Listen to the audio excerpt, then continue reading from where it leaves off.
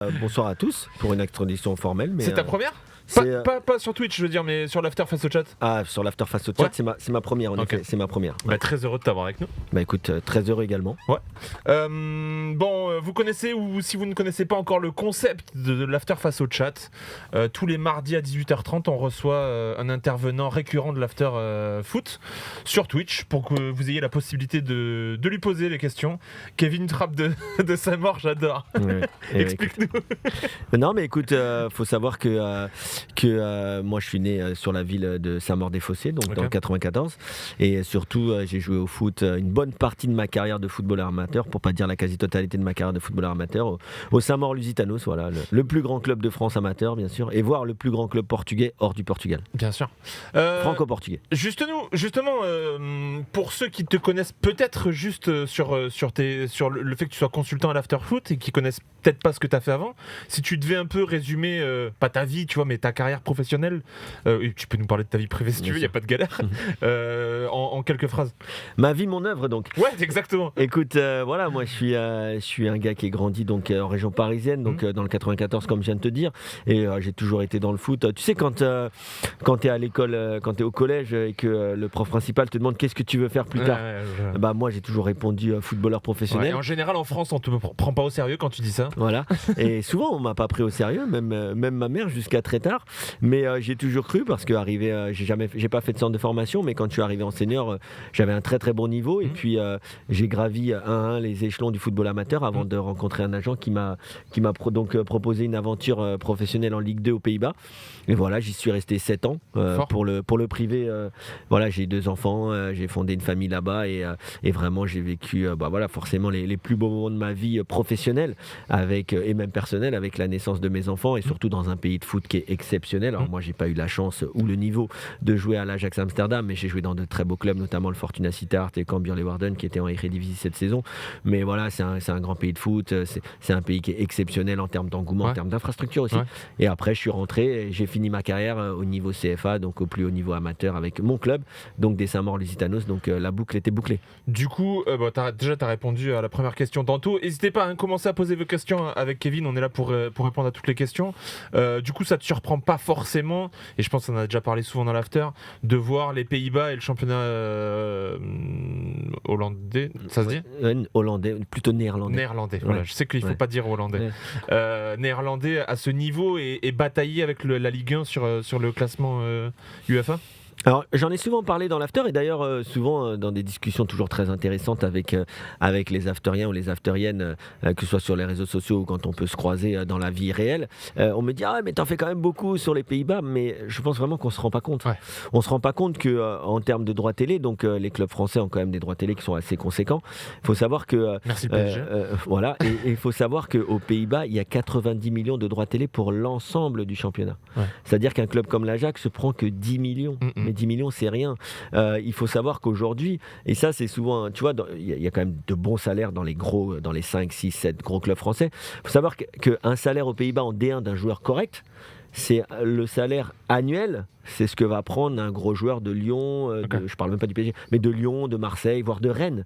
En un mois, ils prennent ce que les gars prennent à l'année. Tu vois, voilà, c'est-à-dire qu'aujourd'hui, aux Pays-Bas, un salaire de 200 000 euros, c'est un salaire qui peut être annuel pour un joueur qui fait quand même, voilà, ça fait du 20 000 euros par mois. Ça reste cohérent, parce que ce sont des petits marchés, comme disent les Américains pour le basket. C'est des petites villes comme Saint-Maur, de 80, 100 000 habitants. Donc il n'y a pas un bassin de population énorme, il n'y a pas des entreprises énormes. Par contre, il y a une ferveur, il y a des stades de 10, 12, 15, 20 000 places qui sont très très régulièrement remplis, parce que voilà, tout le monde va au stade déjà là-bas. C'est de la grand-mère, c'est un peu comme les Anglais, quoi. C'est de la grand-mère aux petits-enfants, c'est très familial, et puis ils savent créer une atmosphère autour du match, c'est-à-dire que tu vas avant, tu bois un verre, tu peux y rester jusqu'à 2h du matin parce qu'il y a un groupe de musique, parce qu'il y a des rendez-vous pro. C'est vraiment entre c'est comme géographiquement, comme dans la langue aussi, qui est entre l'Allemagne et l'Angleterre. C'est clairement, même footballistiquement, le cas. Ok, intéressant. On va commencer avec vos questions. Alors déjà, il y a eu pas mal de Kevin, t'es un beau gosse, j'adore Kevin. Le plus le plus beau pied gauche de RMC. Ça va te faire plaisir. Ça va pas faire plaisir à tout le monde, ça, mais moi, ça me fait plaisir en tout cas. Bon, bonjour à tous, en tout cas, on commence à être nombreux, ça fait plaisir. Il y a beaucoup de réactions dans le chat. Continuez comme ça, c'est fait pour ça. Première question de Calacan. Salut Kevin, pourquoi tu dis tout le temps Laurent Ghisolfi? Je sais pas, écoute, c'est quelqu'un que j'apprécie beaucoup, mais la prochaine fois je dirais Ghisolfi, c'est ça? Je sais pas. Je peux même le dire avec l'accent corse si notre. Non, Gisolf. Gisolf, sans le i à la fin. Voilà. FNM qui nous demande, est-ce que tu as des amis à RMC ou c'est vraiment que des relations pro? Non, franchement, ça fait quand même ça fait ma 7e année à RMC quand même. J'ai commencé sur ma chaîne Sport, anciennement une chaîne du groupe, qui ensuite est devenue SFR Sport, puis aujourd'hui RMC Sport. Donc j'ai commencé à la télé et sur ma chaîne Sport, j'avais commencé grâce au grand, à l'énorme, au magnifique, et je sais que ça va te plaire, Nicolas Villas. Ah putain. Donc c'est Nico, clairement. tu nous manques, Clément. Et d'ailleurs on pense à lui. Oui, on pense à lui et voilà, et qu'il se repose bien parce que il a pas mal de boulot, mais c'est le plus beau métier du monde. Voilà, mais c'est vrai que Nicolas Villas, mais également aujourd'hui son acolyte à la libre antenne, Thibaut Jean-Grande, avec qui je m'entends très bien, et puis des gens comme Oussem Lousseyev ou bien sûr Nicolas Jamin. Forcément, quand tu travailles tous les soirs, le week-end avec des gars qui sont de super mecs, c'est un peu comme dans le vestiaire, tu crées forcément des affinités et c'est toujours plus sympa quand même de venir travailler. L'ambiance du vendredi aussi avec Joe, elle est cool. Bien sûr, l'ambiance du vendredi avec Jonathan, lui aussi ça fait quand même quelques temps, et puis même on va dire les tauliers.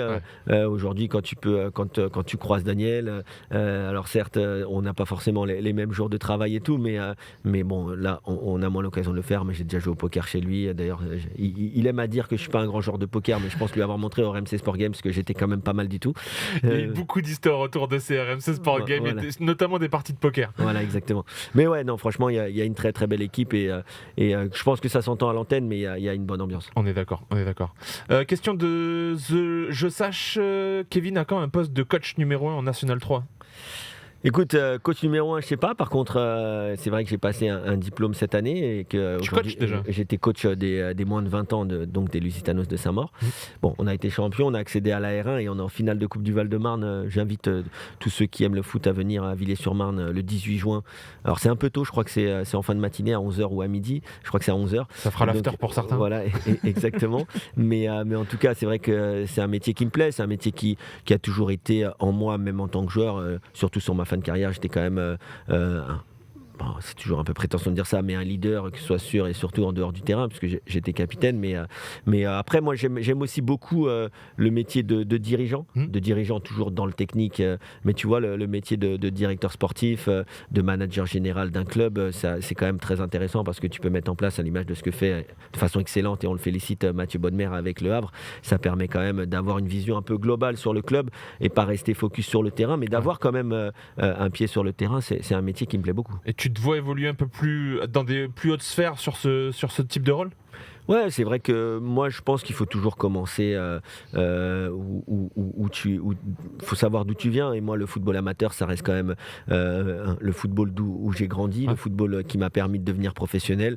Donc si je peux rendre un peu à mon club, ça me fera bien sûr vraiment plaisir, et de toute façon je pense qu'aujourd'hui le football amateur en France n'a d'amateur que le nom, parce que ce soit en termes d'infrastructure mais aussi en termes d'organisation, on tend vers la professionnalisation, et on le voit d'ailleurs chaque année en Coupe de France, où il y a énormément de gros clubs amateurs de National 2, National 3, et même on l'a vu en R1 cette année, qui sont bien structurés et qui ont de très très belles équipes. Ben Smile qui nous demande quel est ton meilleur souvenir de carrière en tant que joueur? Je vais te dire quand même le premier match. Ah ouais? Le premier match, parce que moi j'ai 23 ans, j'arrive du niveau, donc CFA2, aujourd'hui la Nationale 3, je joue régulièrement devant 500 personnes, et quand tu rentres pour la première fois sur un stade, le stade du RBC Rosendal, je crois qu'il faisait 5000, mais voilà, il était à guichet fermé, et en fait c'est le sentiment, c'est ce que les gens ne comprennent pas, la différence entre le football amateur et le football professionnel. Souvent les bons joueurs amateurs se disent je peux être pro, mais la gestion des émotions, la gestion des réactions du public, faut pas croire que les gens qui disent qu'ils n'entendent pas. Quand ils sont sifflés par 60 000, c'est des mythos. Ils entendent, bien sûr qu'ils entendent. Alors t'entends pas tout, mais t'entends la touche quand il y a une pause, voilà. Et en fait, je me rappelle que j'étais un peu impressionné par le fait de rentrer en jeu. J'étais remplaçant, je suis rentré en jeu. Et le premier contrôle, quand le ballon petite déconcentration te passe sous le pied. Et la réaction peut-être pas 5000, mais ne serait-ce que de 2500 personnes qui gueulent avec le stade était tout fermé, donc qui gueulent et qui, genre en mode, mais c'est qui lui, tu vois. Du coup, j'ai rattrapé le ballon avant qu'il sorte. Et je me dis, ok, bon là, par contre, là, ça, il faut allumer le bouton, faut arrêter de kiffer et il faut se mettre en mode professionnel. Et c'est vrai que c'est un sentiment qu'après, tu apprends à. Mais que tu te fasses devant 5, 10, 15, alors j'ai pas fait 70, mais au final, dès qu'il y a du monde, c'est vraiment. Et un deuxième gros souvenir, c'est forcément. Alors maintenant en France, on connaît ça, mais aux Pays-Bas, depuis la nuit des temps, il y a des playoffs. Et quand tu fais une finale de playoffs, pour après, sur un match, pouvoir te qualifier et accéder à la première division, honnêtement, le niveau d'adrénaline, de stress, je crois que c'est pire qu'une finale de Coupe de France parce que là, tu as joué 38 matchs, tu as fait 5 matchs de playoffs derrière. Il faut aller gagner. Clairement. Et tu sais que tu resteras dans l'histoire comme celui qui a raté le penalty ou qui a raté la dernière passe, ou bref. Donc voilà, c'est les deux plus gros souvenirs. Je dirais Cambuur-Leeuwarden, Zwolle en 2011 et mon premier match avec le RBC Roosendaal, et je crois que c'était contre le grand club de Topos. Et sur des matchs de coupe, des trucs comme ça, tu as croisé le chemin de gros joueurs ? Ouais, j'ai croisé notamment un joueur qui m'avait impressionné, c'était avec le FC Twente. Quand le FC Twente a été champion des Pays-Bas, c'était Arnautovic. Arnautovic qui était à l'époque en plus déjà, c'était aux Pays-Bas, donc un joueur qui est d'origine, qui est autrichien, mais qui est d'origine un peu, je sais pas si c'est exactement les mêmes origines, mais voilà, qui avait un peu les mêmes origines que Zlatan. Il était très puissant, très très solide sur ses appuis. Et je me rappelle que quand il gagnait, même s'il était jeune, c'était. Après, j'ai joué aussi contre Dries Mertens. C'était pas en coupe, parce que Dries Mertens a commencé en deuxième division néerlandaise, comme Nasser Chadli. Ils étaient dans la même équipe. Il faut savoir qu'ils ont fini dernier où ils ont fini derrière nous, qui est à l'époque, moi je jouais au FC Eindhoven, qui était un petit club, l'ancien club de Branco van den Bomen de Toulouse. Et franchement, Dries Mertens, dès les premiers matchs, je me dis mais c'est qui lui, 17 ans, capitaine de son équipe, haut comme 3 pommes, des mollets comme ça. Il nous a mis un but, ça c'était pas la première année, mais la deuxième ou troisième année, il nous a mis un but du milieu de terrain. Je dis non, lui il n'a rien à faire là. Je jouais contre Kevin Strootman, Keisuke Honda. Keisuke Honda, messieurs, dames. Chaud. Keisuke Honda, avant d'aller au PSV Eindhoven et au Milan AC, tout ça, il était à VVV Venlo. Et en fait, VVV Venlo, on a joué contre eux, c'était un terrain gelé. Tu vois, donc tu étais en mode stable. Tu vois, il n'y avait pas les pelouses hybrides à l'époque, donc tu pouvais jouer. Mais donc on était, tu vois, lui, en plus, c'était sponsorisé par Mizuno. Et moi, j'avais les Adidas, je sais pas si on peut dire des marques, mais tu sais, les Mondial Team là, avec les tout petits crampons. Donc moi, ça va, j'arrivais. En plus, j'étais quand même un joueur qui a appris à jouer un peu dans la rue, au five, enfin bref. Toutes les conditions. Voilà, ça va. Mais le gars jouait sur une pelouse en fait. Le gars, c'est le foot, c'est facile. Contrôle orienté, il disait pas un mot. Pareil, des cuisses, des mollets comme ça. Je dis donc lui en fait, nous on joue sur un terrain gelé, lui il joue sur un avec billard. Une marque que personne ne respecte à l'époque, Mizuno, tu vois. Non, lui c'était la classe. Tu vois. Franchement, voilà, ça fait partie des joueurs que j'ai croisés qui étaient exceptionnels. C'est ouf. N'hésite pas si t'as d'autres anecdotes ou quoi comme ça. J'en ai beaucoup. N'hésite pas vraiment, on est là pour ça. Question marrante de Comso, t'es plus Daily Papers ou Pata ?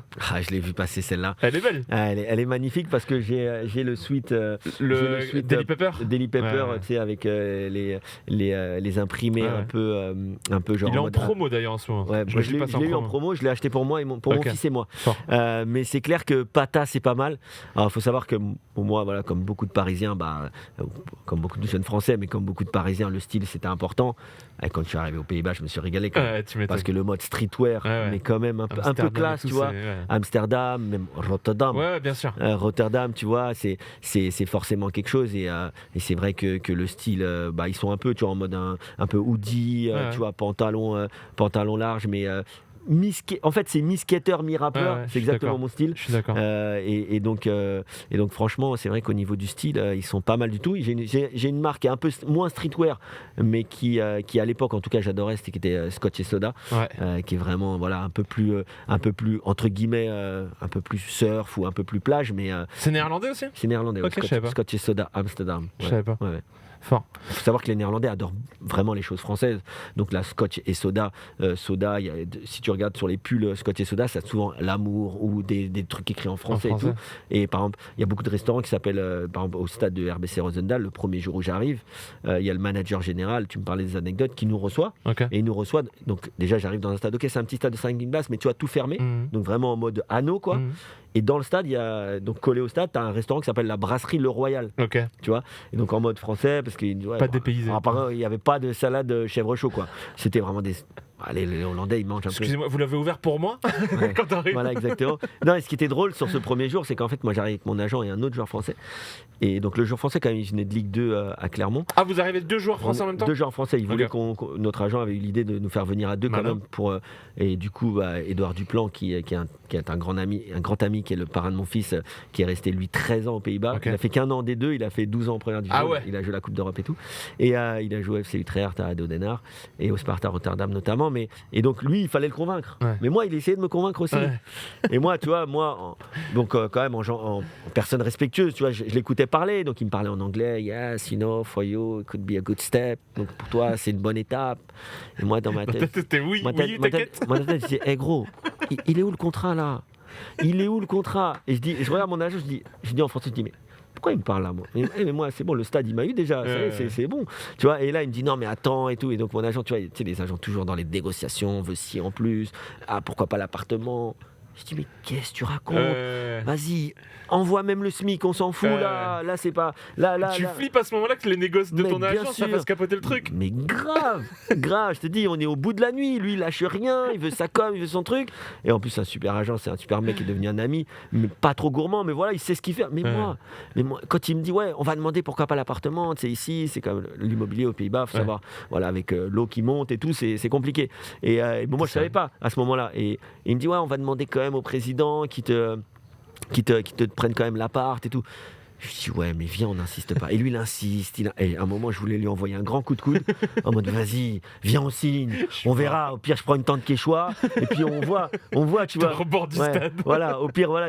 En plus, laisse tomber, tu avais des business homes dans ce stade. J'invite alors, malheureusement, c'est un club qui a fait faillite parce qu'ils ont un peu trop dépensé. C'était pas pour moi, mais ils ont un peu trop dépensé.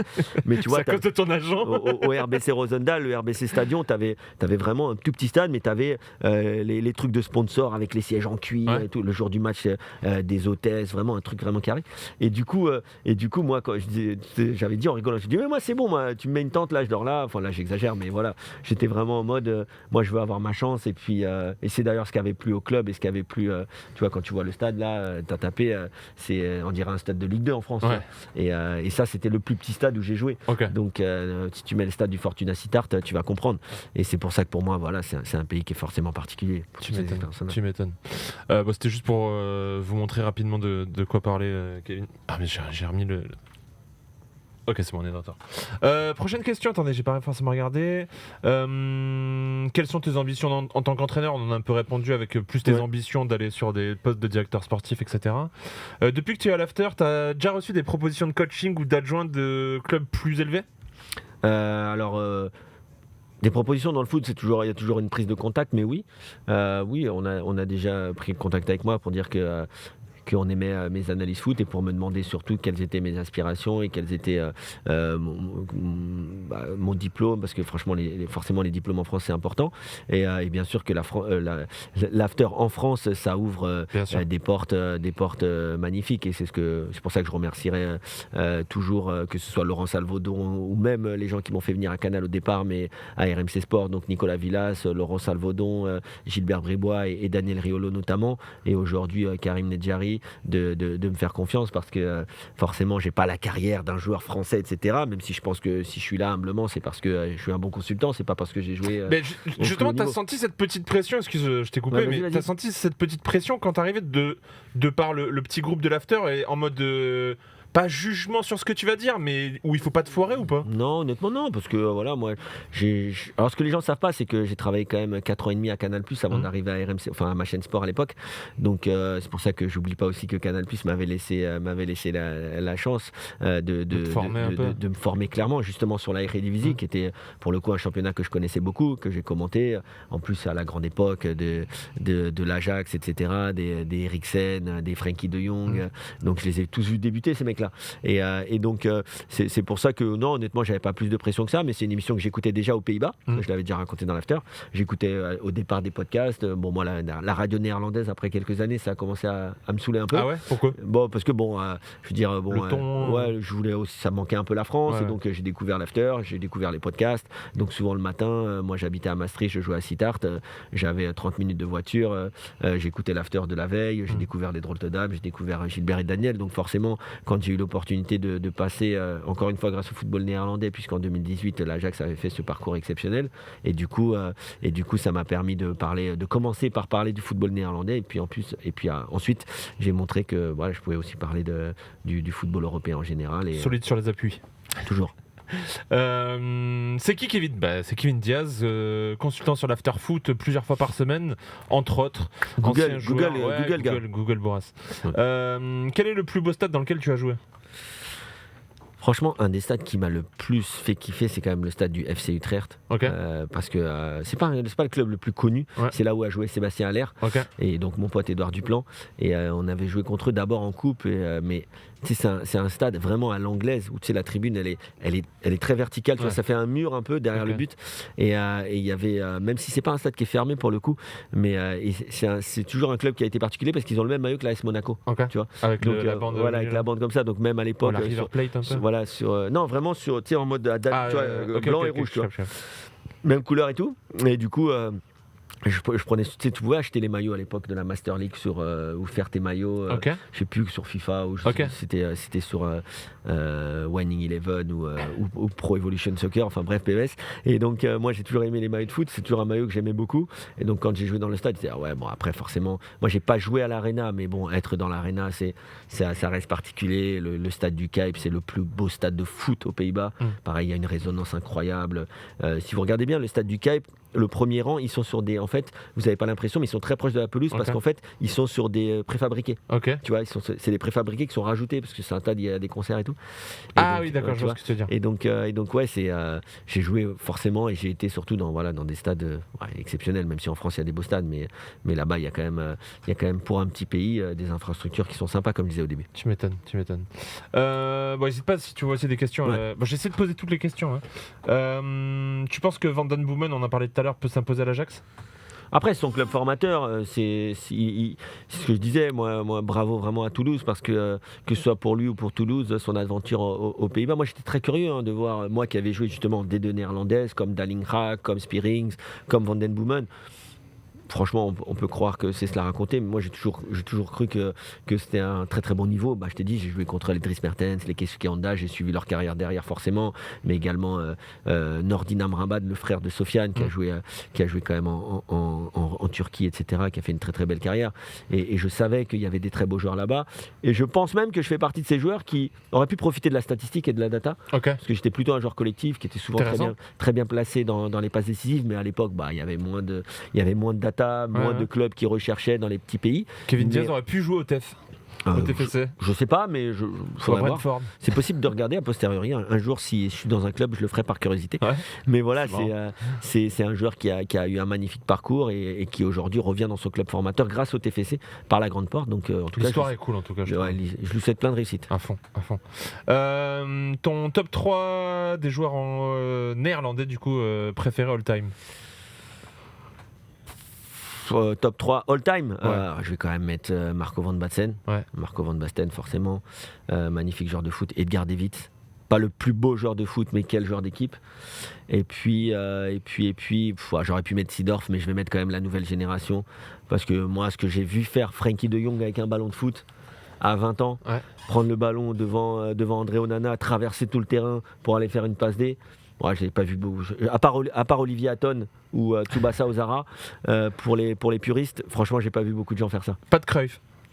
Ouais, après, non, c'est trop facile. Je peux Bah, pas. je sais pas. Non, bon, ok. Bah, Van Basten, c'est pas. Est-ce que Dieu est Dieu? Bon, bien sûr, mais ok, bon, bien sûr, Marco Van Basten. C'est encore au-dessus. Non, bien sûr, Johan Cruyff, mais voilà. Ok, ça marche. Je veux dire, là, c'est tellement évident. Ok, ça marche. Question de Chinoam, content de te revoir Chinoam, ça faisait longtemps. Comment on gère l'après-carrière d'un joueur de seconde division néerlandaise? On parle souvent des joueurs pros qui gagnent des millions, mais pas assez des joueurs qui gagnent moins, c'est vrai? Très très bonne question. Après, moi je pense que c'est plus facile pour moi parce que avant d'être footballeur professionnel et de vivre la vie que j'ai toujours rêvé, T'as connu la vraie vie, entre guillemets. Pas entre guillemets. Ouais. J'ai connu la vraie vie. Ouais. J'ai connu travailler un été à la Halo Chaussures pour avoir de l'argent pour partir en vacances. J'ai travaillé à la Halo Chaussures aussi. Ouais, voilà, il y a plein de boîtes à ranger. Hein. Je te jure, l'enfer. J'ai connu être surveillant pendant 2 ans, pendant que j'étais étudiant ou footballeur amateur, même 3 ans. J'ai connu des petits boulots, j'ai connu le fait de faire attention à ton budget. Et donc, quand j'ai été professionnel, j'ai tout de suite, d'ailleurs, j'ai rencontré aussi les bonnes personnes, notamment au RBC, qui m'ont dit qu'il fallait faire attention à son argent, sachant qu'en plus, on n'avait pas des salaires de millionnaires. Donc, quand tu as juste un salaire de cadre sup, on va dire, ou de cadre qui gagne bien sa vie, et si tu es intelligent, en tout cas, même s'il faut être accompagné, il faut avoir un peu de chance et de l'éducation, tu te dis que, attention, après le foot, il va falloir travailler, donc il va falloir commencer à penser. Moi, j'ai noté tous les exercices qui m'ont plu en tant que joueur, pour un jour, si j'étais entraîneur, pouvoir les réutiliser. J'ai bien regardé aussi comment fonctionnaient les clubs, parce que je savais que rester dans le foot, c'était un métier qui me plaisait. Et surtout, j'ai aussi pensé aux autres métiers comme celui de consultant assez vite parce que je rendais fou mes potes à commenter les matchs à la PlayStation pour rentrer dans leur cerveau. Et donc, je savais que ça pouvait être aussi une option pour moi. Ouais, carrément. Faut anticiper. Comme partout, faut anticiper et faut voir avant de recevoir. C'est comme le terrain. Mais t'as eu quand même un petit down en fin de carrière? Forcément, moi, quand je quitte les Pays-Bas, en plus, je suis blessé sur le dernier match de play-off. Du coup, on est éliminé. Alors, je dis pas que si j'avais été là, on aurait gagné, mais tu quittes du coup par la petite porte. Ils te disent quand même toujours au revoir en te donnant un cadre, ça ils savent faire, une petite coupe, un trophée, ça c'est beau. Après, quand tu rentres en France, je devais signer en national, ça s'est pas fait. Je devais signer, je pouvais signer après dans un gros club de niveau, je sais plus si c'était national ou CFA, ça s'est pas fait non plus. Du coup, je suis revenu dans mon club formateur, mais je t'avoue que pendant 1 an, 2 ans, derrière, il y a un petit trou sur mon CV parce que j'ai dû me remettre de ma blessure et surtout, j'étais un peu en roue libre, quoi. Je jouais avec mes potes au futsal. Non pas que j'étais plus sérieux, mais je me suis dit, par contre, c'est dur. Mais c'est le genre de période dont tu as besoin pour rebondir, je trouve. Derrière. Après, ce qui est fou, c'est que à cette époque-là, les clubs, tu leur disais, tu as joué en D2 à l'étranger, aux Pays-Bas, en Belgique, ils te calculaient même pas, en fait. Mais tu as joué à l'étranger, à l'étranger. Alors qu'aujourd'hui, tu arrives, tu dis que tu as 200, j'ai quand même, je crois que c'est 244 matchs professionnels aux Pays-Bas. Je pense qu'aujourd'hui, après les Branco Van Den Bomen, etc., ils vont te regarder différemment quand même. Mais moi, c'est à 35 ans que des clubs de national, de très bons clubs de national, voire peut-être aller de bas de tableau Ligue 2, se disaient, ah ouais, tiens, c'est pas mal quand même, ce joueur-là, le gaucher là, de Saint-Maur, il a fait une carrière. Mais les gars, à 35 ans, c'est fini ma carrière. C'est à 32 qu'il fallait venir, tu vois, ou aller à 31, quoi. Mais bon, non, honnêtement, après, bien sûr, tu sais très bien que tu n'auras plus jamais la même vie. Mais moi, je fais partie de ceux qui... Tous les jours, j'ai profité en fait. Tous les jours, j'allais à l'entraînement. Je disais, par contre, profite, gars. Bonne mentalité. Parce que t'as rangé des boîtes à la Halo Chaussures, avec tout le respect que j'ai pour ceux qui travaillent à la Halo Chaussures. Et je l'ai fait avec plaisir. Je pense que toutes les personnes qui travaillent à la Halo Chaussures rêveraient d'avoir un club de seconde division. T'as fait des petits boulots. T'as des potes aussi qui font des boulots qui sont beaucoup plus durs que le tien. Donc, ok, tu peux te plaindre de temps en temps parce que ça fait partie de l'être humain, mais profite quand même parce que t'as une chance inouïe. Je suis d'accord. Alors attends, juste que penses-tu d'Openda pour faire le lien avec ce dont tu parlais, le fait qu'on calculait pas les joueurs qui venaient de l'étranger, notamment des Pays-Bas. Que penses-tu d'Openda, de sa saison, qui vient du championnat des Pays-Bas aussi? Alors qu'il y a des discussions bien sûr. Sur un potentiel départ. Loïs Openda, j'ai une anecdote, c'est-à-dire que l'année dernière, c'était l'année dernière ou l'année... Non, c'était l'année dernière du coup, j'ai commenté Vitesse Arnhem-Rennes en Europa League. Je crois que j'étais avec Julien Taxis d'ailleurs, et en fait, j'ai enflammé Loïs Openda qui avait fait la misère à Rennes. Et du coup, j'avais même vu sur les réseaux sociaux, ça va, lui, avec son... Dose. Il vient, c'est bon, c'est un club français et tout, mais moi je l'avais trouvé dingue Openda, et c'est vrai que je m'étais dit tout de suite, moi, si je suis Rennes, franchement, je le prends direct. Et donc, quand j'ai vu que, comme par hasard, c'est les plus intelligents, c'est Lens qui va le chercher, j'étais curieux, tu vois, de savoir, parce qu'il avait fait des bonnes saisons, mais il avait aussi un peu galéré justement avec Clément à Bruges. J'ai suivi aussi beaucoup forcément le championnat de Belgique, parce que c'est à côté, parce que je regardais des fois les résumés et tout. J'avais beaucoup de potes qui ont joué ou qui sont venus de Belgique. Et donc, moi, je pense quand même que Loïs Openda aujourd'hui, c'est vraiment le top niveau. Mais je lui conseillerais quand même de faire une année de jouer à la Ligue des Champions avec le Racing Club de Lens. C'est quand même très marrant. Je pense que c'est d'ailleurs ce que en tout cas Lens a en tête. Mais c'est quand même marrant que du coup Rennes ait pris Kalimundo, qui lui était à Lens, et que Lens ait pris Openda, quoi. Écoute, ils ont tout gagné. Comme d'hab, ils ont tout gagné. Très fort. Avais-tu des préjugés sur des journalistes de RMC avant de les connaître, nous demande Lio Diaz. Non, honnêtement, parce que comme j'ai dit, ça fait quand même très longtemps que je travaille à RMC, donc même avant de les travailler, même avant de travailler avec eux, tu les croises quand même. Honnêtement, je ne vais pas dire, j'ai pas de préjugés sur grand monde. Mon expérience de sportive m'a appris à juger sur pièce et d'attendre de connaître, même si bien sûr on n'est pas parfait, mais voilà, non, honnêtement non. Kevin, est-ce qu'il y a question de Meleito Kevin, est-ce qu'il y a une réelle différence entre le championnat hollandais ou même belge avec la Ligue 1? Il y a une différence qui est énorme, c'est la dimension physique. Ok. Comme vous pouvez le voir, je ne suis pas le plus costaud, mais en soi, on ne va jamais te dire « Ah ouais, Hakim Ziyech, par exemple. » Est-ce qu'Hakim Ziyech, je pose la question à la Twitcherie, est-ce qu'Hakim Ziyech aurait pu être professionnel en France? Tu vois, est-ce que on voit Mathieu Valbuena. Mathieu Valbuena, il a été professionnel, mais il a cravaché. Et il a dû galérer. Franck Ribéry, pareil. Est-ce que Riyad Mahrez a été professionnel en France? J'allais dire Mahrez. Et il faut savoir que j'ai quelqu'un qui a accompagné un petit peu la carrière de Riyad Mahrez par moment, qui me disait à l'époque, ouais, mais bon, te mettre en Angleterre, quand même, t'es assez fin et tout. Même les Anglais, ils ont changé là-dessus. Parce qu'avant, est-ce qu'il y avait beaucoup de Bernardo Silva? Bon, après, là, on parle du top Bien niveau. sûr. Mais Riyad Mahrez, il va en Angleterre, il est quand même à Leicester, il n'est pas à Manchester City à la base. Et il fait la diff. Et ces joueurs-là, ils ont aussi explosé tous les carcans et tous les préjugés. Et aujourd'hui, t'as quand même beaucoup de joueurs en Ligue 1 avec des profils, même comme Sofiane Diop et tout. Avant, les Sofiane Diop, déjà, on faisait moins jouer les jeunes que maintenant, et ça c'est économique, t'es obligé de faire jouer les jeunes en France, mais avant c'est vrai qu'il y avait certains profils pour entrer en centre de formation, si t'étais un retard morpho comme disent les spécialistes, c'est-à-dire si t'avais un peu de retard sur ta croissance comme ça a été mon cas et que j'ai grandi un peu plus tard, mais du coup j'étais assez fin, donc moi j'ai pas de regrets, c'est comme ça, mais c'est vrai que il y a une dimension athlétique qui est beaucoup plus présente en France, et il nous manque peut-être du coup un petit peu, alors pas forcément pour tous les joueurs, parce qu'attention, ceux qui croient que les joueurs de Ligue 1 c'est pas des joueurs techniques, ils se trompent. Mais voilà, disons que c'est un tout petit peu plus axé sur la technique aux Pays-Bas, et par contre, il leur manque clairement une dimension un peu physique dans la répétition des efforts. Avec la Ligue 1. Voilà. On te reproche de ne pas avoir mis Dennis Bergkamp dans ton top 3. Après un top 3, le chat... Pardon. C'est vrai que Dennis Bergkamp, il doit être, mais moi, David, après Dennis Bergkamp, c'est un de mes joueurs préférés. Lui, je l'avais. Mais Cruyff moins, mais Bergkamp, je l'avais zappé pour te vous dire. Toi qui es proche du style, il y avait un flow de Davids. Mais Davids, les lunettes oranges, non, les lunettes oranges, c'était trop classe. De ouf. Et je vous ai dit que Frenkie de Jong, c'était pas très objectif, parce que c'est pas forcément un des 3 meilleurs joueurs de l'histoire du football, bien sûr, néerlandais, mais moi, je l'ai vu faire des trucs, et puis j'étais consultant, je le voyais toutes les semaines. Je l'ai vu faire des trucs, Frenkie de Jong, qui était complètement dingue. Tu m'étonnes. Putain, un top 3, c'est quand même assez dur à la mise, surtout qu'on parle d'un pays qui a vraiment fourni. Parce que dans ce cas-là, les gars, j'ai pas parlé de Rijkaard et Gullit non plus. Voilà, j'ai pas parlé de. Voilà, enfin bref, des joueurs, il y en a eu. Même dans mon top 3, je suis pas loin de mettre dans ce cas-là Van der Sar, tu vois, alors que c'est un gardien. Carrément. Tiens, d'ailleurs, il y avait une question sur Van Persie, je la retrouve plus, même je l'ai en tête, qui te demandait son rôle. Qu'est-ce que tu penses de son rôle au Feyenoord? Magnifique, c'est un gars qui est un gars du club. J'ai commenté le dernier match de Dirk Kuyt, petite parenthèse. Dirk Kuyt met un triplé pour le titre de Feyenoord, qui avait pas été, c'est l'avant-dernier titre de Feyenoord avant cette année. Le mec met un triplé, c'est des mecs de club. Et Van Persie aujourd'hui, voilà, il a commencé entraîneur des attaquants. Il a son fils qui joue aussi à Feyenoord, qui est un super joueur. C'est ça aussi que j'aime là-bas, c'est que, bon, après chez nous c'est aussi pareil, au Portugal, voilà, je suis franco-portugais, c'est un peu pareil, mais le club c'est important, tu vois. Le club c'est important, et quand t'es, c'est Ajax un jour, Ajax toujours, et c'est pareil pour Feyenoord, bon, en France c'est pareil, tu changes pas de club, etc. Mais je sais pas, il y a un truc là-bas qui fait que moi, ça, footballistiquement, c'est mon pays, c'est clair. Ok. Il y a des images de ouf d'ailleurs sur la célébration du titre Feyenoord avec les gens, c'était incroyable, vraiment c'était incroyable.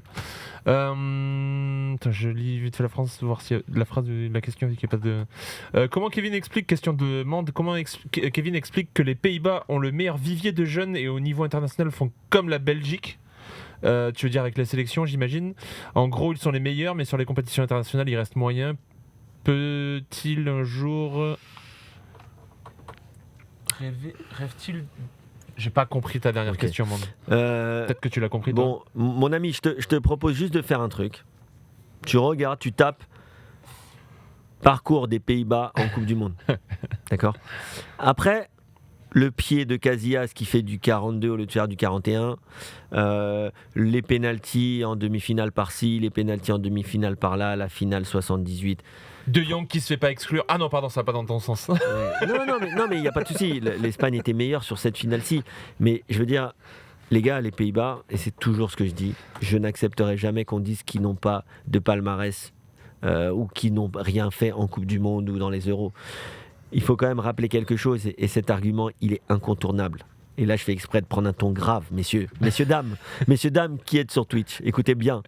La France, c'est 70 millions d'habitants, d'accord ? On a 2 Coupes du Monde, on a 1 Coupe d'Europe, ok ? Les Pays-Bas, les gars, c'est 16 millions d'habitants. Aujourd'hui, je crois qu'ils sont passés au-dessus des 17. Mais quand moi j'étais, c'était 16 millions d'habitants. C'est aussi grand que la région parisienne. Les gars ont 12 Coupes d'Europe, ont 3 finales de Coupe du Monde. Donc il y a un moment, oui, ils les ont perdus. C'est le football, le poteau rentrant, le poteau sortant. Ouais. Voilà. Mais c'est un pays de football qui est extraordinaire, en fait. Extraordinaire, et parce qu'ils ont une façon de former qui est mathématique. C'est des ingénieurs du foot. Football total, hein. Et football total, mais football aussi, attention. Pas football total, on fait n'importe quoi. Football de rigueur.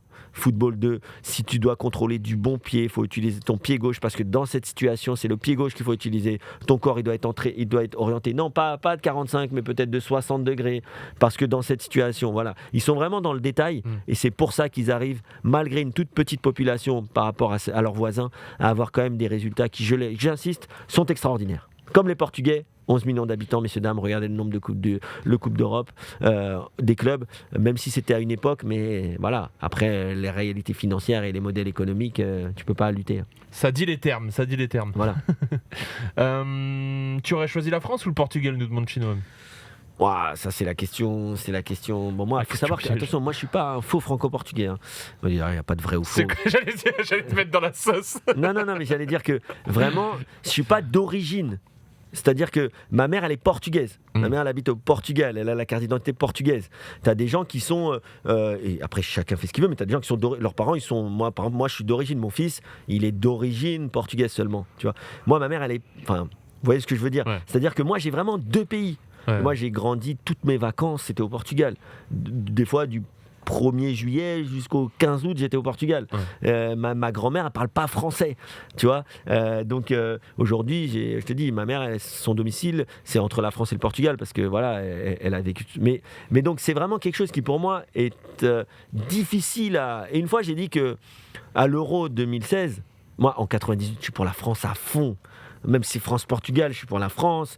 Ils n'ont jamais rien gagné. Il faut gagner. J'aime trop cette génération. C'est en plus, voilà, même si, ok, derrière, ça a été un peu galvaudé, mais c'est Black Blamber. C'est une France qui me ressemble, tu vois. Il y a Lilian Thuram qui met un doublé. Lilian Thuram. Les gars, les yeux dans les bleus. Même Bébert, il peut marquer. Il dit Lilian. Bébert, c'est le kiné ou je sais pas, l'intendant. Il est dingue, les yeux dans les bleus. Je l'ai vu 1000 fois. En 2000, mais je suis pour la France à 1000%. Même France-Portugal, je suis pour la France. Il n'y a pas en demi, c'est Henry, il faut faire le doublé. Le Portugal, ils gagneront plus tard. Par contre, quand tu grandis, tu as l'Euro 2004. Et là, l'Euro 2004, c'est dur. Quand tu es portugais quand même d'un côté. Ça doit être dur. Surtout à domicile. Donc comme je te dis, quand tu es franco-portugais, mais tu as quand même un côté clairement portugais dans ton identité, dans ta culture. Moi, je joue dans un club franco-portugais aussi. J'ai des amis qui sont beaucoup soit portugais, soit d'origine portugaise, etc. Donc là, tu te dis, ah ouais, 2004, ça brise le cœur. Ah, 2004, c'est trop dur. T'es au Portugal et tout. Franchement, c'est super compliqué. Ça va, Jimmy? Et toi? Ouais, top. Vous êtes avec le meilleur tireur de coups de pied arrêté, toute division confondue? Ben, on était en train de savoir si c'était toi ou lui, mais. Non, c'est pas moi qui l'ai dit, c'est Bruno Satin. Ok. Meilleur tireur de coups de pied arrêté, toute division confondue. Ok. Bruno Satin dans l'after. En 2018. Que tu saches avec qui tu discutes quand même. Ouais, En merci. plus, je crois qu'on a Bruno vendredi, je crois, avec nous. Ah ouais? Ouais, je crois. On va te le magnifique. confirmer. Je l'adore Bruno Satin. Et donc je disais, voilà, l'excellent Jimmy Brown. Et donc je disais qu'en 2004, c'est un déchirement. Donc arrive l'Euro 2016. Et là, moi, je compte même pas aller voir les matchs. Je dis, vas-y, je vais rester chez moi tranquillement. Et là, j'ai un de mes cousins, donc portugais, qui me dit, oh, j'ai une place pour le 8e. Bon, bah, attends, déjà, on va voir si on se qualifie et tout. Et là, on arrive à Lens. On est dans le parcage des supporters, tu vois, avec les ultras. Je sais pas si des gars dans le Twitch ont déjà fait des matchs à l'Euro 2016. Il y avait les ultras, notamment Ouais, de c'était Porto. top. En Il y vrai, avait les c'était ultras de top, Porto c'était qui vraiment qui animaient la tribune, tu vois. Ouais. Les vrais ultras de Porto, des chants de dingue et tout. Et là, ça va aux prolongations. Luka Modric, mon joueur préféré. C'est mon joueur préféré, Luka Modric. Ça y est, je l'ai acté. C'est mon joueur préféré. Ever. C'est Ah ouais. le plus beau joueur que j'ai jamais Ok, vu. fort. C'est exceptionnel, c'est le plus grand ballon d'or parce qu'il a réussi à détrôner les deux autres et c'était largement mérité malgré qu'une finale avec un pays, la Croatie, de 4 millions d'habitants. J'adore rapport qualité-prix. C'est important. Et donc du coup, je fais le 8e de finale. On passe. Waouh, magnifique. Et là, je me dis, au moins j'aurais fait un match de l'Euro. Et là, le même cousin, il me dit, j'ai le quart de finale à Marseille contre C'est la ouf. Pologne, je peux pas y aller.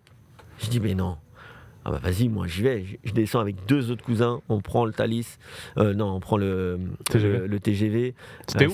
C'était à Marseille. Ah ouais. En plus, j'ai jamais été au Vélodrome. Je dis, c'est l'occasion. Bon, c'est pas un match de l'OM, mais c'est pas grave. Je vois, pareil, on gagne au penalty. Le match, il est horrible. On gagne au penalty contre Lewandowski.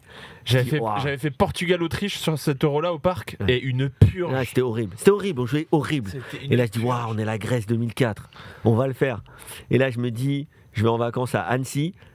Et sur la route, le match, c'est à Lyon. La veille que je pars à Annecy en vacances, c'est à Lyon. Contre le Pays de Galles. Contre le Pays de Galles. Et là, je me mets en mode le bon coin. Faut que je trouve une place. Et là, je trouve une place devant le stade. En plus, on y va avec plein de gens de ma famille et tout, du Trop côté loin. portugais. Du coup, on arrive à trouver des places. Je crois qu'on est au moins 10. C'est magnifique. À la base, on est tout éparpillé. On arrive à se rassembler parce que à Lyon, tu peux bouger.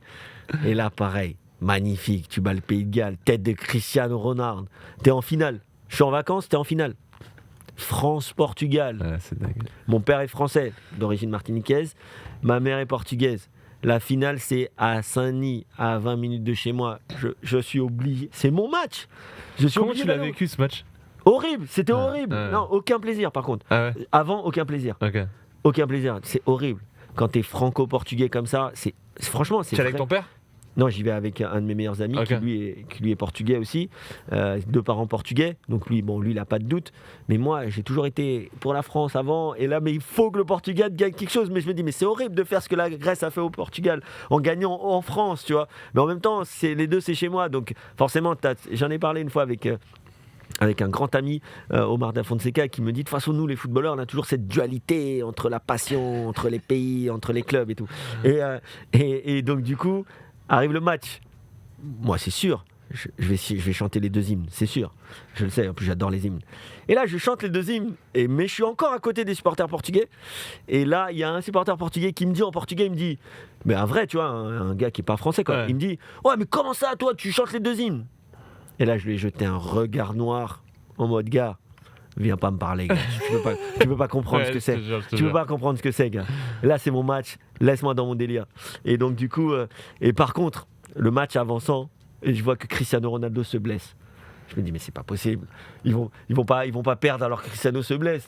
Et là, forcément, il y a le côté, ils ont jamais rien gagné. Ouais. Franchement, c'est en France, ça va être chiant pour mon côté français. Mais là, et là, vraiment, l'explosion, c'est la soudaineté et le but de Eder. Non, mais moi, j'aime- Déjà, c'est Eder et en plus ce but-là. non Quoi. mais le Portugal, ils sont cramés, Ouais. ils sont aux abois. Franchement, c'est le match, il est horrible pour les Portugais. Et là, t'as Eder qui sort du chapeau. Non mais tu sais, le truc, c'est le doublé de Thuram en fait. Ouais. Qui, moi j'ai un maillot de l'équipe de France 98, le blanc qui est exceptionnel. Je le vendrai, je le donnerai jamais. derrière c'est numéro 15 Lilian-Thuram. Parce que moi j'aime le moment où tu te dis ça c'est le foot quoi. Surtout après avoir fait l'erreur sur le premier but pour Thuram. Exactement. C'est qu'il fait l'erreur et il se rattrape quoi. Il couvre le hors-jeu. Et donc voilà, moi c'est ma fibre foot. Je pense que ça va parler à nos passionnés sur Twitch. Mais ma fibre foot me dit non, c'est beau. Là c'est beau là. Là que ce soit Eder qui marque alors Ronaldo est dehors, l'autre il fait le coach sur le côté. Alors j'étais triste bien sûr pour mes enfants qui eux sont français et fiers de l'être, et je suis très fier d'être dans ce pays parce que c'est un pays qui est, je le dis, on le dit pas assez, être français c'est extraordinaire. Je suis d'accord. C'est extraordinaire. C'est quand tu bouges un peu partout que tu te rends compte de comment c'est extraordinaire de vivre en France. Quand tu as double culture, quand tu as vécu aux Pays-Bas, quand tu as vécu à l'étranger, quand tu as voyagé, tu te rends compte que moi je suis très fier de dire que je suis français, je suis très fier des valeurs de comme dit Antoine Griezmann, et j'adore ce mec d'ailleurs qui est franco-portugais, les gens ne le savent pas, en tout cas d'origine. Mais la France c'est pas des paroles en l'air, je le pense. La France c'est un pays qui est extraordinaire, on a de la chance d'être français, et vive la République et vive la France. Carrément. Mais j'étais pour le Portugal à l'Euro 2016. Ouais, c'est ça aussi la France. Mais c'est intéressant, enfin, tu vois, d'avoir ce point de vue-là où selon les compétitions, t'es pas forcément pour la même équipe, et tu vois, on sent que dans ta tête, c'est un nœud aussi, quoi. Tu vois, c'est pas simple, tu vois ce que je veux dire. C'est la dualité. C'est la dualité. C'est ça, vraiment, c'est intéressant. Mais j'en ai parlé une fois avec Daniel d'ailleurs dans l'after. Mais moi j'ai une binationalité qui est heureuse. Tu vois, moi je suis heureux d'avoir double culture. Je suis un binational assumé. Bien sûr. Et en plus, non seulement je suis binational, mais en plus j'ai 3 cultures. Ouais. J'ai la culture où j'ai grandi, de la France, de la région parisienne. Culture des dom-toms avec ton père. Mon père, c'est la culture des dom-toms, c'est toute autre culture. Ouais. Moi c'est Martinique, mais la Guadeloupe c'est pareil. Et j'ai le côté portugais. Moi quand on me voit, on sait pas d'où je viens en fait. On me voit, on me dit, t'es de quelle origine? Ouais, c'est clair. Je peux dire je suis indonésien. Tu peux même dire brésilien. De toute façon, je suis brésilien parce que la Martinique, le Portugal, t'as compris. Donc je peux dire je suis capverdien, je peux dire que je suis franco, je sais pas si ça passerait, mais franco-sénégalais, personne dira. Ou je peux dire, je te dis, je suis franco-indonésien.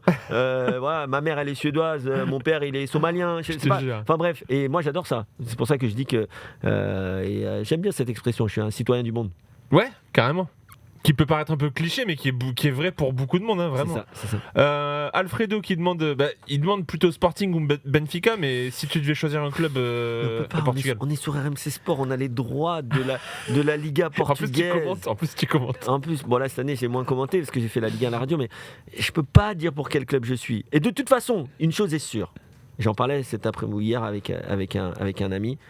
J'ai un seul club, les gars. Faut le savoir. Je suis sympathisant d'un club en France, je suis sympathisant d'un club au Portugal, mais je suis sympathisant. J'aime bien ce terme sympathisant. Ouais, voilà. Je suis sympathisant. J'aime bien certaines ferveurs. J'aime bien Napoli par la ferveur que ça dégage, etc.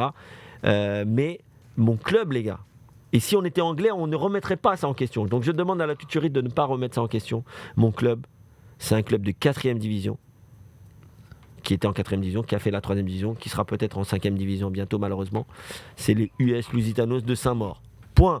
Il y a des gens qui sont pour Luton Town, il y en a ils sont pour je sais pas moi, Brighton and Albion, il y en a ils sont pour Hull City. Bah moi, je suis pas pour Sunderland, je suis pas pour Notts County, je suis un Anglais, je suis pour les Lusitanos de Saint-Maur. Qu'on arrête avec ce débat. C'est beau. Ah oui, tout à l'heure, il y avait une question, mais là, le politique, il la repose, mais sous une autre forme. Il demandait pourquoi t'aimes pas la Roma, et en particulier la Serie A. Alors moi, il faut savoir un truc, c'est que j'adore la Roma. Okay. J'adore la Roma, j'adore Lorenzo Pellegrini, j'adore Tammy Abraham, forcément Rui Patricio. Je trouve que c'est l'un des plus beaux maillots du monde. D'ailleurs, je cherche à m'acheter le maillot Roma, tu sais, Kappa là, à l'ancienne là, serré. Donc, alors je sais que les supporters, quand ils regardent avec le prisme de leur équipe, par contre, j'aime pas le jeu de la Roma produit par Mourinho, mais c'est pas pour ça que j'adore pas le club de la Roma. D'ailleurs, j'ai été faire Roma, Ajax Amsterdam il y a 2 ans à Rome. J'ai découvert cette ville qui est elle est extraordinaire. Le taxi, il avait le bracelet, tu vois, Bordeaux et jaune de la Roma. Le gars à l'accueil, il me dit vous commencez le match, moi c'est la Roma. Je me suis rendu compte que à Rome, j'ai rien contre les supporters de la Lazio, mais c'est quand même Roma. Est-ce que vraiment, si j'aimais pas la Roma, je connaîtrais l'hymne de la Roma. Clairement. Donc voilà. Mais non, qui se détrompe pas. C'est pas parce qu'on critique un club parce que à cette heure-ci, j'aime pas trop ce qu'ils font et je trouve qu'ils ont un beau matériel pour le faire. Et puis t'as le droit d'être objectif. Je pense être objectif. Après, c'est clair que quand la Roma, avec leur budget, joue comme ça contre Feyenoord, c'est pas ce que je préfère, quoi. Je Bien préfère sûr. quand c'est le meilleur qui gagne. En tout cas, le meilleur, c'est toujours subjectif, mais footballistiquement, je trouvais que par exemple Feyenoord était meilleur.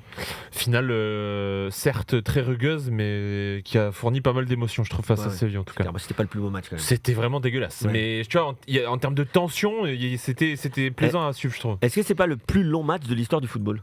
Franchement, en termes de. Mais je l'ai commenté avec Jérôme Sillon. Je réfléchis, il y a eu des matchs de Coupe du Monde aussi qui ont été bien longs. Non, mais tu te rends compte là? Entre tous les arrêts de jeu, Ouais. les prolongations, c'était une dinguerie. Hein. Ouais, j'avoue, c'était long. C'est passionnant d'écouter Kevin. Attends, t'es à l'after à quelle heure là? Je suis à l'after à 20h. Ah bah attends, je vais devoir te lâcher là. On a 5 minutes. On a 5 minutes? Vas-y. Allez, on a encore 5 minutes. Si vous voulez poser vos questions à Kevin, c'est Ça le passe moment. vite, hein. Ça passe vite, c'est bon signe alors. C'est Ouais. bon signe.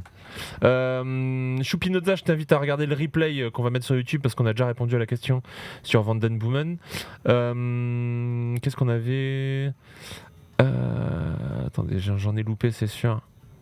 Ah oui, bilan moins 15 000 sur le compte en parlant de ton trip à l'Euro pour aller voir tous les matchs du Portugal. Non, franchement, le cousin dont je vous ai parlé, il les avait eu, tu vois, au prix d'achat, Ouais. les places. Donc c'est la famille, hein. Donc du coup, il me les a fait au prix qu'il les avait payés.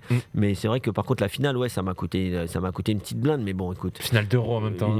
une fois dans la vie, Bien sûr. ces deux pays en finale, ça se rate pas. C'est ce qui s'appelle un kiff. Ouais. Chinoine qui dit quel est pour toi l'aspect le plus compliqué du métier de coach? Est-ce que c'est gérer l'humain ou mettre en place la tactique? Ou trouver le bon équilibre entre les deux au final? Ouais, c'est un peu ça. C'est arriver à. Je pense que le plus difficile pour le métier de coach, surtout quand tu ne coaches pas au niveau professionnel, c'est d'arriver à t'adapter au niveau de tes joueurs. Ouais. C'est-à-dire d'adapter ton niveau d'exigence tout en gardant ton niveau d'exigence. Et ton niveau tactique aussi du coup? Que ce soit ton niveau d'exigence qui soit mental, qui soit au niveau des horaires. Pour moi, ce que je dis à mes joueurs, et comme ça vous aurez un preview, comme disent les Anglais. Ouais, je parle 5 langues. Je l'ai Non, dit ça j'aime bien. Ah oui, tu parles 5 langues, Vin? Je parle 5 langues couramment. Ok, fort. Lu, parlé, écrit. Donc, Du coup, voilà. tu vois, français, portugais, néerlandais? Anglais et espagnol. Fort. Voilà. Mais du coup, moi je dis souvent à mes joueurs, des bons joueurs de foot, il y en a partout. Sortez dans la rue, à Paris, surtout à Paris. Mais bon, même à Lyon, à Marseille, ou dans n'importe quelle ville en France, il y a des bons joueurs de foot. On est un grand pays de foot. En tout cas, on est un pays de football où la masse joue au foot et où on adore ça. On est un très très grand pays de football amateur notamment. Et on est quand même un beau pays de football. Maintenant, avec les pieds, tout le monde peut être footballeur. D'accord ? Par contre, avec la tête, c'est autre chose. Ouais. Et je sais plus si c'était Roger Federer qui disait que le tennis ou le sport de haut niveau, c'est 80% dans la tête. Mais c'est ça. Il faut être prêt à faire des sacrifices, il faut être prêt à faire attention à ce que tu manges, à faire attention à l'heure où tu te couches, il faut être prêt à faire plein de choses. Et après, en tout cas à certains niveaux, ça joue aussi avec le poignet. Et le poignet, c'est l'horaire. Et l'horaire, c'est important parce que, comme je dis à mes joueurs, c'est difficile d'être à l'heure au deuxième poteau pour un centre ou d'être à l'heure pour faire le petit pas qui va mettre ton attaquant hors jeu si tu n'es pas capable d'être à l'heure au rendez-vous déjà. Ça c'est un truc récurrent chez les joueurs de foot? Pro? Pas Enfin, pas forcément pro, mais c'est un truc. C'est un truc quand même, en tout cas dans le football, que j'ai coaché, dans le football amateur, c'est surtout en région parisienne parce que c'est un contexte particulier. Il y a les bouchons, il y a les transports en commun, voilà. Mais une fois que le joueur a compris ça, parce que être à l'heure, ça veut dire beaucoup de choses. Pour moi, être à l'heure, c'est pas que être à l'heure, même pour un pro, c'est pas que être à l'heure au moment du rendez-vous. C'est être à l'heure et être. Et ça, les joueurs ont du mal. Et je pense que ça a parlé à pas mal de gars sur Twitch, même peu importe leur niveau. C'est être à l'heure au moment de la causerie du coach. En fait, quand le coach il ouvre la bouche, ça y est, t'es habillé.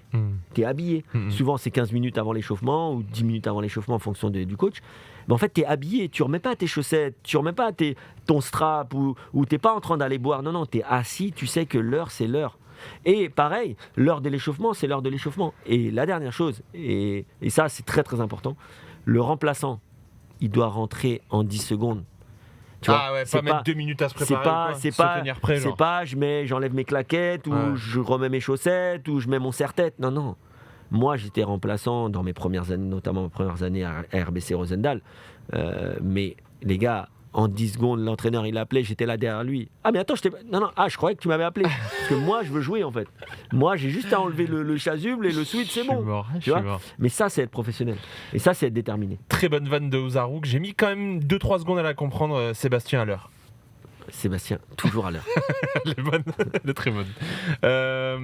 Qu'est-ce que j'avais vu aussi dernière question. C'était où Attendez. Zidane, 80% dans la tête, 20% dans les jambes. Et toujours à la jambe gauche d'abord. Ouais, toujours. Important la jambe gauche. Attendez. Est-ce que tu as déjà eu une grosse blessure et comment tu l'as vécu? Écoute, j'ai pas fait une grande carrière, mais j'ai eu de la chance, j'ai pas eu de grosses blessures. Je me suis fait une entorse à la clavicule. Entorse à la clavicule? Ouais, entorse acromioclaviculaire. Je savais pas mais ça dure pas très longtemps, okay. C'est-à-dire quand tu tombes fortement et d'ailleurs. Mais ça se disloque ou ouais, en gros, c'est un ligament. Non, c'est un ligament qui s'abîme et d'ailleurs qui se répare jamais. Et voilà, mais sinon j'ai eu de la chance, j'ai jamais été blessé plus d'un mois, disons. Après j'ai toujours fait attention quand même, très attention, voire surtout sur la fin. Niveau hygiène de vie et tout. Ouais, et puis même niveau soins. Quand tu as un kiné qui te connaît, j'étais capable de traverser les Pays-Bas pour aller le voir. Quand j'avais vraiment une blessure que le kiné du club n'arrivait pas ou que moi j'arrivais pas à comprendre, faut pas hésiter à garder une bonne relation avec quelqu'un qui te suit sur le plan médical, même s'il est plus dans ton club ou même si tu dois faire un peu de route ou tu dois t'organiser. Carrément.